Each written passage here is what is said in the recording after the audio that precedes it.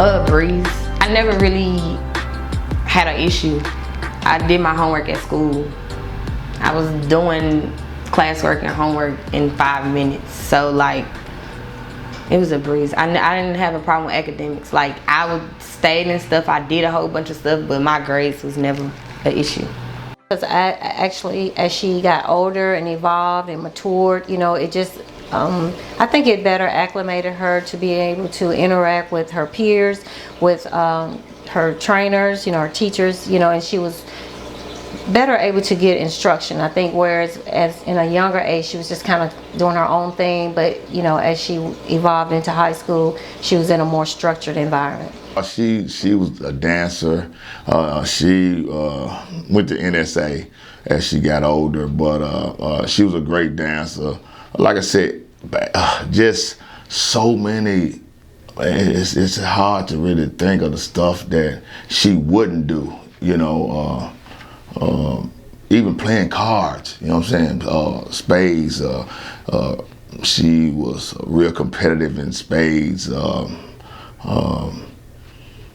Baseball, little league, basketball, spelling beats. It's just so much that she was involved with. Very nice and friendly, so that gave her the push to communicate with everybody. She's always had a good connection with. She don't have a problem with meeting people. Like some people, they have a problem with talking. Like I'm not talking to them until they talk to me. She don't care. She's like, hey, how you doing? She'll speak, and she's easy at making friends and stuff. Girl, so y'all, this was she was dating some. I forgot who it was. She loves some motherfucking, and she was dating him, and we snuck out the house to go to the mall. We didn't sneak out to go to the mall. We snuck out after the mall. So we went to the mall, and y'all, that was my most embarrassing moment where my ponytail came off because a dude was kissing me. And he said, if you're not ashamed, pick it up. And I said, I ain't. The fuck, I had just took my kinky twist down, and I was itching to go to the mall. I did not care. So I went to the mall, you know, had a good time or whatever. And Paige was like, come on, let's get in the car with them. And I'm my scariest, you know I'm going to get my ass beat. Paige was like, come on, come on. So I said, okay, got in the car. Girl, I felt like I was a whole drug dealer in the car. We burned on each other the whole day. We rode in the projects. We just did not care that night. We were just living our best life at a young age. So we get over there, and we not doing nothing because we wasn't no fast girls. Like, we wasn't into that. We really just loved their company because they were just some funny people. They were just funny. So we went out, and I remember her auntie, her mama, daddy was out of town that weekend. Daddy was out of town. And it was your granny, that's what it was. It was your granny or somebody that was over there that was watching us. And girl, we tried to sneak through the window. We tried to sneak through the window, y'all, and the window was locked. Paige was like, damn, we gotta knock on the door. Girl, I wasn't that mad because I was like, shit, this your granny, not mine. She gonna whoop you, not me. But yeah, and her granny didn't say nothing to us, you know, and what gave it all up was because our friend Maya, we was with her at one point in time too, and we lied and said we was gonna be spending the night over at her house. And the daddy ended up calling Paige's granny, or somehow they got the number, and all I remember is her daddy always used to call me Lying Brittany. And I used to just crack up. Like, we had some good times. Like, we was never just bad. Like, we only snuck out because it was just like, when you tell your parents at a young age you want to go hang with boys, they not really with that. You know, they like, boys, you know, you on some. But we really wasn't on that. Like, we really was just enjoying their company. Like, they was people that used to burn. You know, even though, you know, Paige had her little affiliation with, they wasn't even on that. They was at a young age where it was just really like, bro, you my homie, you my friend, you get what I'm saying? Like, so we were just never on that. Like, we were just really some good kids. It was over with for my mama. I was like, yeah, got my car, never gonna be at home. I was happy. My daddy got it painted for me. We got tents. It was my little hoopty. It didn't have automatic, so we had to lock the door. So my car got broken into a couple of times. Shout out to my sister Whitney. But yeah. So we have vending machines at school, of course, and Paige used to always get hot Cheetos. Like, you would never not see this girl with a bag of hot Cheetos. So one day we was in Grantham's classroom, and we was just, chilling, talking, and like it was like getting closer to us leaving NSA, and we was just like, damn, like we really been friends, this whole time, like, or whatever. And she had a bag of hot Cheetos. The Marley was coming up off the floor, so we took it, flattened that bitch out, folded it up, and put it under the floor. It was like, I wonder if this gonna be here in like 7 or 8 years, and I wonder if it's still under there. Like, I don't know, but that hot Cheeto bag was a hot Cheeto bag for the books, like, for real, for real. Oh, definitely. Yeah, Paige, actually, we had what they call the young youth ministry, and Paige was involved with that ever since she was 3 years old, and they would have various different programs, with the church, not just like for Easter, but just various different programs that she was in, and she was in a lot of the leadership roles, even in church. And again, I just say that she's always been very outgoing, because I used to always think that she would be nervous because we attend a very large church, so I always think she would be nervous being in front of people, but she would just get out there just like she was just dancing in her room. I have been knowing Paige. We played basketball together, we went to middle school together, high school together, but like I met Paige for who she was and who she really is, not just on some going to school together. When me and her sat down and had a conversation at high school, and I love to tell people this, Paige is the one friend that I have that we actually connected because of God. Like, we had a talk one day at school. I remember us sitting down in class, and I don't think we had any work to do, or we were just talking, and we just literally, like, she told me how she really admired the fact that I was so spiritual and like God-fearing, and like she wanted to have a relationship with God. And during this time I was so connected, and I just love to tell people this story.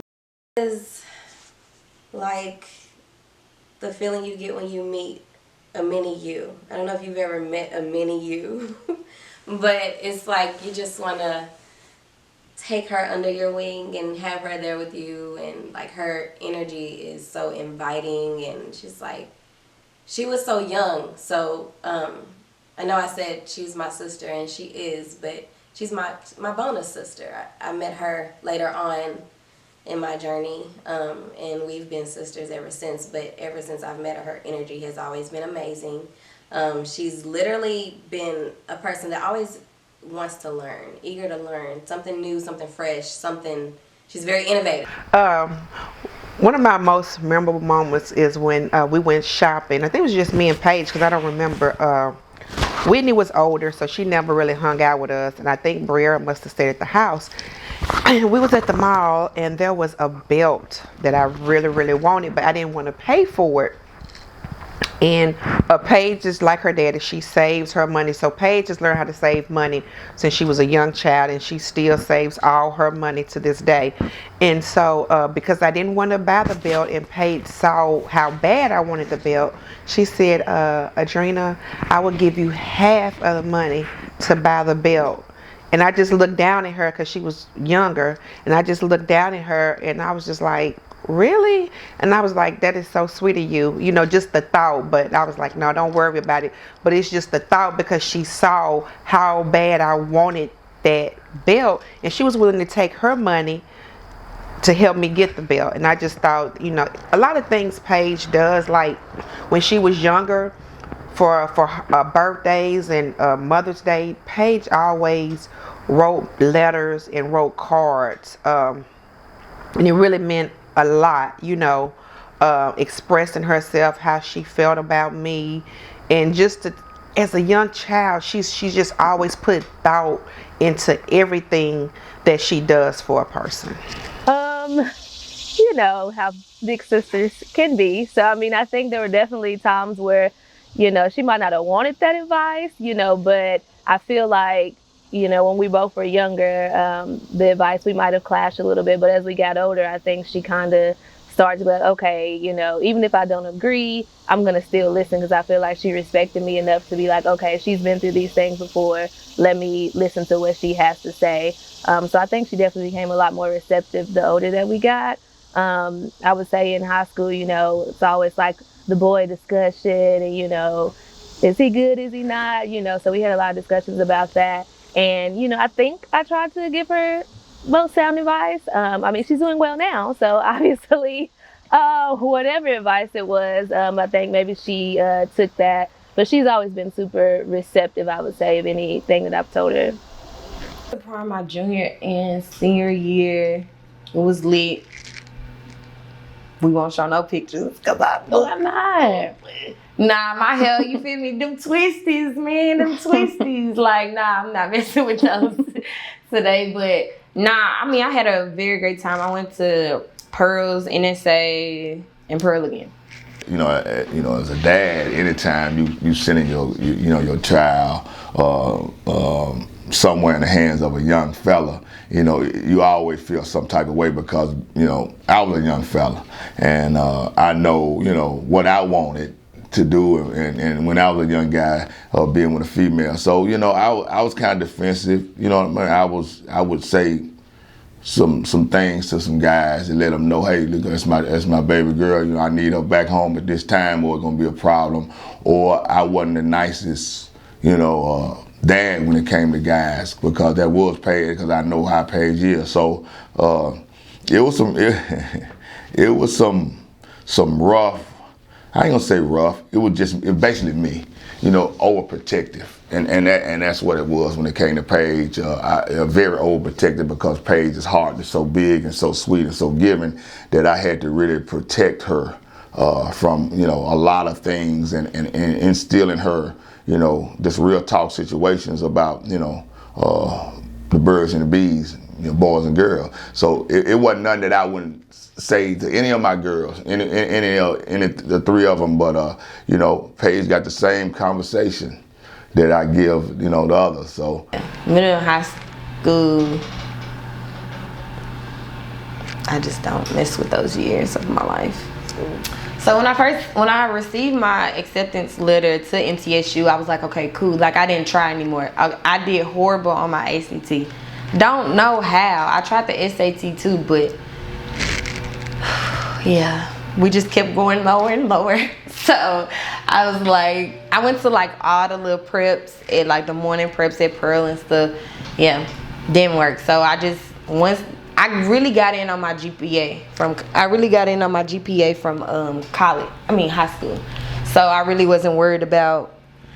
So I'm sorry. I really wasn't worried about the testing, because I knew my GPA was gonna get me through the door. In Tennessee that is catching teachers and students' attention. Also, a recap from the Predators versus Stars game. All those stories plus your latest weather. MT10 News starts right now. Well, we always had to help her move everywhere.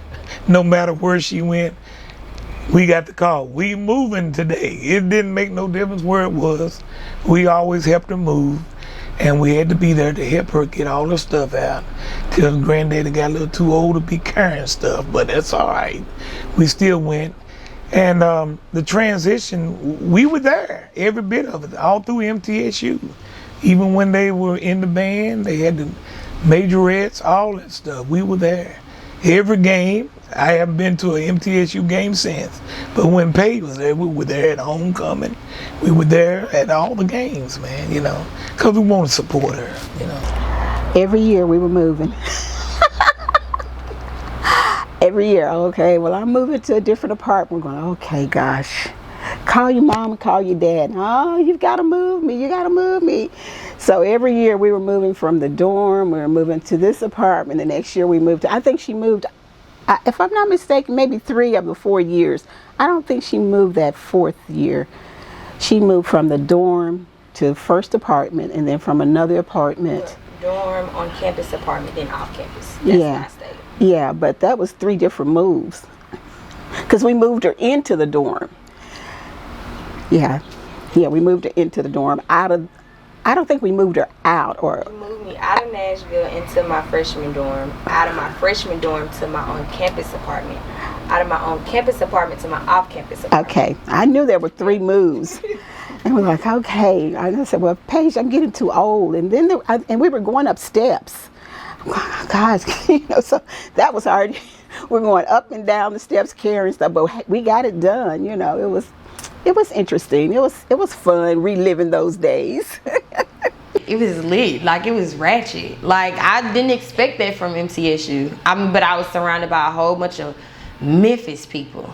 So yeah, like the first week I was like, oh my gosh, like it's about to be lit. It's about to be lit. My first impression of Paige before like we actually met in person, or like before I even seen her on Instagram or anything like that, the university sent out emails, with our roommate assignments, and all I seen was Paige Pay.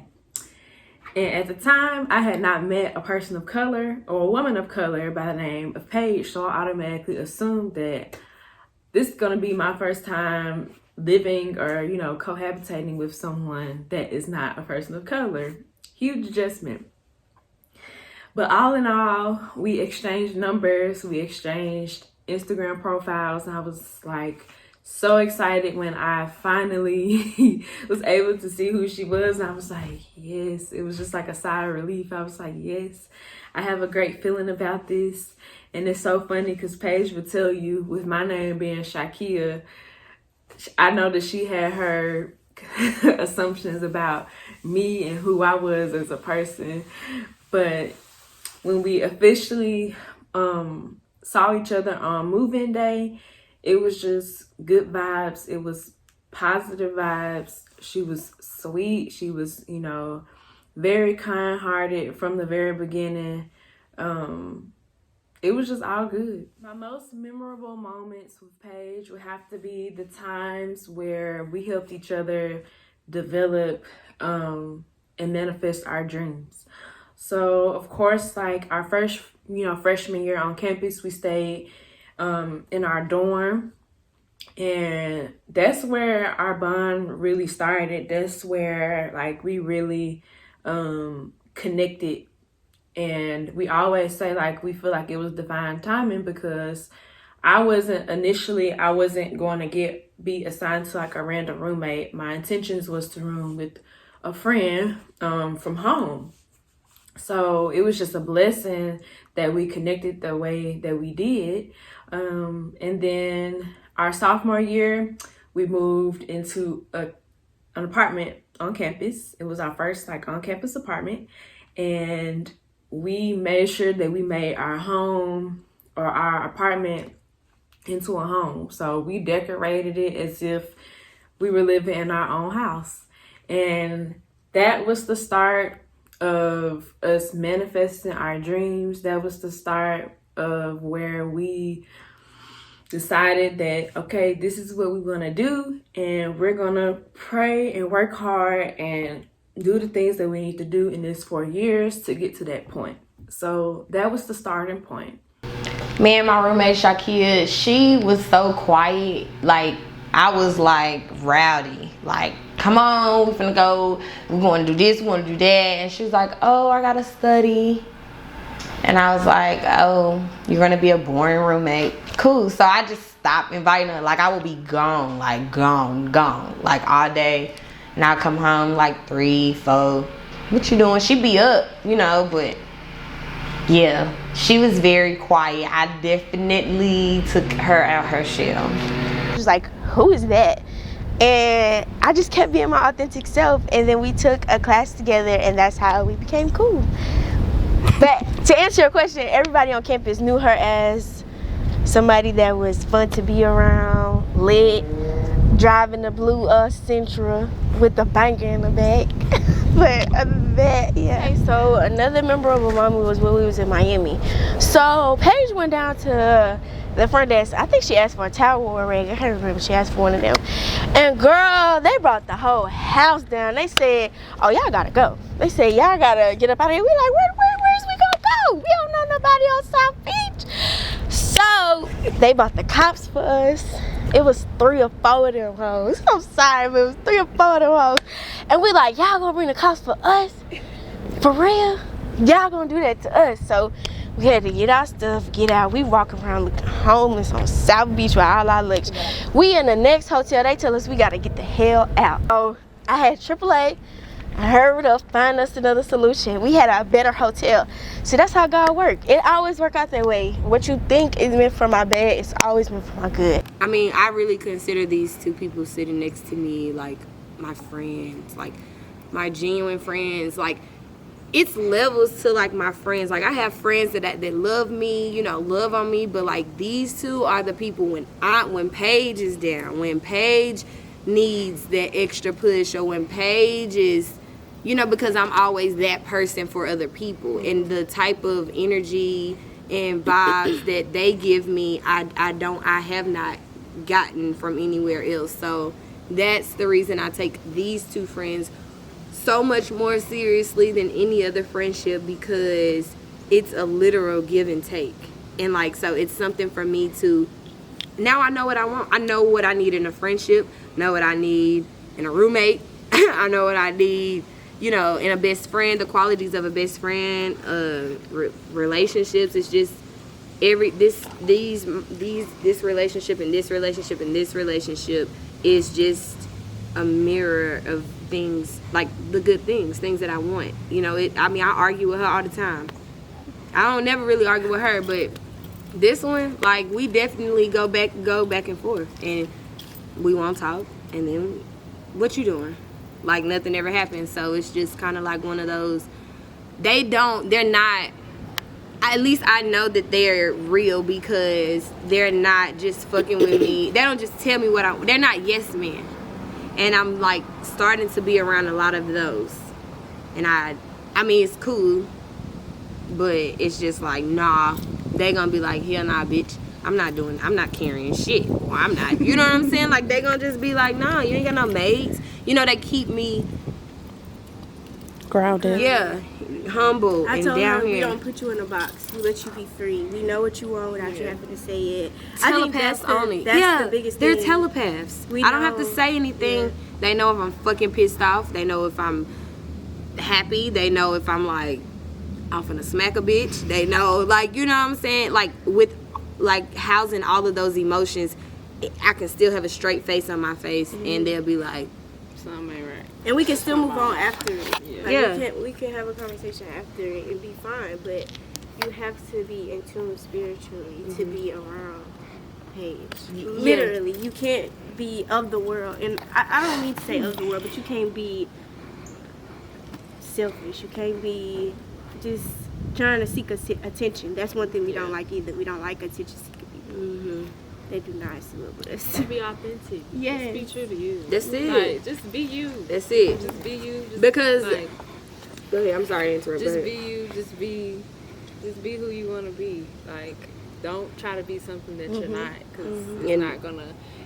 She gonna be able to pick up on it. I literally was just gonna say that. Like, I'm a Pisces, so my psychic abilities and my intuitiveness, it's on a zillion. It's on a million. So it's like, already off the bat, I can look straight through a person and be like, you know, I don't judge them. I wait to see what's gonna come out of their mouth. But yeah, like, ain't no faking the funk with me. I will say that I think that college matured her, as you mentioned. You know, taking the stepping stone from college, from high school to college, was very, very different, because she was able to interact with a lot of different other people from various different other cities and states and cultures, and I think that was very strategic in helping her evolve to the person she is today, because she was able to grasp the many different cultures and personalities, and being able to adapt to that. I always wanted Paige to go to school, which you know, me, my wife, all three of the girls went to college, and we all graduated. She was the last one. And sending her off at that time was kind of, you know, okay, I wonder how Paige gonna be without her dad. And that was something that, you know, I should think about, but we talk a lot and all the time. So I trusted Paige's judgment on things as she got older. If it was a problem, I knew I would get a phone call. So I was basically more, you know, happy for her and proud, and knowing that she was going after her goal. And right now, nothing can stop her. She's going, you know, she's going to go after it 110%. And I'm gonna be there for her. I'm gonna be behind her 100%, whatever I have to do. But basically, I was just proud of Paige, you know, even going away. And right now today, like I said, trying to strive for her passion, you know, in life. And I'm just proud of her. Yeah, nobody really knew me. I had to like start over, which was cool, you know, cause that's where Averianna, the personality, was formed or made. It was made. She was made at MT. So, like, I don't know, that transition, it was just different. Like, I was totally away from the people that I didn't want to be, that I just feel like I was just always around for no reason. Like, I was just there. The people that was in Nashville, and then the people that was at MT, 360. Like, I loved everybody at MT. Like, it was just always love. Welcome to What's Trending. I am Paige Patton, and this is where we take a detailed look at your latest social media trending topics. Leaves a lot of people wondering, what exactly is the reason behind this change? Sparking debate today, Metro City officials would determine whether or not Music City will see more condos like this, or would they value the historic meaning of the Nashville community? I went in undeclared. I declared second semester in multimedia journalism. I always wanted to be a 106 and Park show host, so I never knew the terms journalism, journalist, anchor, news reporter, none of that. I just knew 106 and Park show host. So like, I always would be in here watching TV and watching it when it come on, the top 10 or whatever. And then when we got to school, it was this dude named Tojo. Shout out to him. He was my co-host freshman year. And so we did like this whole little 106 and Park thing at MTSU, and then like I ran with it. Like, everybody was just like, come on, like, you gonna be the host of whatever. And then I went to my counselor. I told her what I wanted to be. She was like, well, we don't got that major. We ain't got 106 and Park show host major, but we got something that's similar. And I was like, what is that? She was like, journalism. And I was like, well, I don't want to write. Like, I want to be in front of the camera. And she was like, okay, multimedia journalism. Well, she said broadcast journalism. And then MT came out with the terminology multimedia journalism. So I was like, am I broadcast journalism or multimedia? And then, you know, yeah. That was amazing. I really, honestly, I didn't think that out of 17 girls that like I would make top 5. Like, not to say that I didn't think I could do it. I mean, everybody wanted to win, you know, but it's just like when you wake up and everybody's sending you pictures like, oh, girl, you on the list, you on the list. It was like, what? Like, I didn't believe it. I couldn't believe it. And it was 5 people. 3 white women and 2 black, and I was one of the black ones. So, and then the other black girl won. So it was just kind of like a win-win for me. When she won, I won. Running for the queen, I said, well, you know, I said, well, Paige, she came to me and said, I'm thinking about running for Miss MTSU. And I said, well, if you want to run. Because I told her aunt the same thing. She was running for Miss Fizz. And who was there but Paige when she was like, I think she's about 8 or 9 years old, because she got mad. She sit up, we were at a pageant or something, and Paige sit up on the stage, sit down in this beautiful dress. She had on a beautiful dress, and she got mad and just flopped down on there. And her mama said, you better get up there in that brand new dress. But that tickled me, but it brought me back to that. And I said, well, it's your time to run for this Miss MTSU. And if you want to do it, let's do it. And we'll help you any kind of way we can. You know what I mean? So yeah, that was it. And what was the outcome? The outcome, she came in, what you come at? Third, that's right. It was third, but that didn't make no difference. The point was she ran for it and she tried out for it. Especially for MTSU, with it being a predominantly white school, that's a great thing for her to run for something like that, because in our family we hadn't had anybody run in a predominantly white institution, and she was running for this and she came in third place, and I thought that was really great. It was really great for her to come in third place. For something like that to happen, it was a great accomplishment to me as far as I'm concerned, you know. Coach, 10 to 28, your team came out explosive. What do you think the key to success was in the first half? Hi guys, it's Averianna. Thank you so much for tuning in. We are live here in Las Vegas at the BET Soul Train Awards 2018. I'm so excited. We're going to let you know who your favorite celebrities are most thankful for, since this is our Thanksgiving episode, so make sure you guys stay tuned. Hi guys, I'm Averianna. Thank you so much for tuning in to Worldwide Entertainment TV. This is the Averianna the Personality TV show. My last year of college was amazing. Like, I was just a whole different person. I became a whole new woman. My first three, or really my first year, I started to change. And then, yeah. You're completely different by year 4. Yeah, by year 4, by graduating, I was like, everybody was like, what you gonna do next? What y'all gonna do? You know, and I never applied. I think I did apply for like 2 or 3 news jobs, but I always had my mind on LA. So, I don't know, one day I was just like, I'm moving to LA, and I got on Craigslist, found the place, signed the lease, packed up my car, shipped my car, and got on the plane, and I was gone.